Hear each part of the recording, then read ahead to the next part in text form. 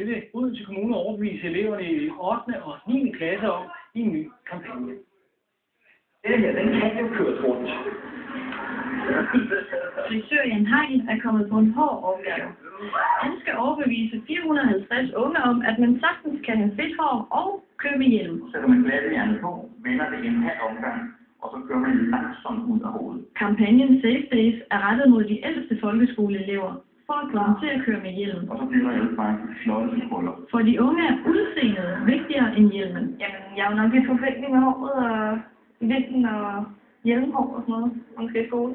Ifølge kampagnelederen er det netop på forfængeligheden, de unge skal rammes. Ja, det er meget vigtigt, specielt i den alder, fordi det er en af årsagen til, at de i hvert fald ikke vil køre med hjelm. Det samme gør man også, når håret det klasker. Lige fingrene på, og så bare lige inde under, i stedet for at tage hovedet ned og rode rundt. Inden man tager hjemmefra, hvis man bruger halvdelen af den voks, man normalt vil putte i, og så har voksen med i lommen og bruger det sidste. Det er en rigtig, rigtig god ting.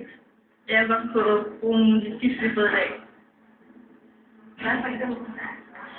Jeg har ikke været i gang med i skole og lige ordnet den sidste, inden man har tid og lige lidt voks og sådan lidt. Ifølge Rådet for Større Færdselssikkerhed var der på landsplan 529 hovedskader efter cykeluheld blandt unge mellem 16 og 25 år i 2007. På trods af ulykkesstatistikker og frisørtips har de unge svært ved at lære at elske hjelmen.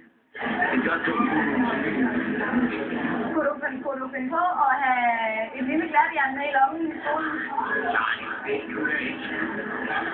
Jeg tror også, det skal et til at lade et eller andet sådan, måske et eller andet sådan, der overbevisning. Så du tænker, kan godt komme til at ske noget mere nu? Ja, det tror jeg godt, det gør.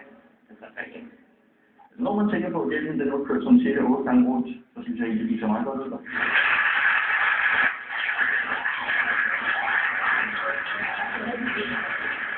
I aften spiller Marienløs volleyball.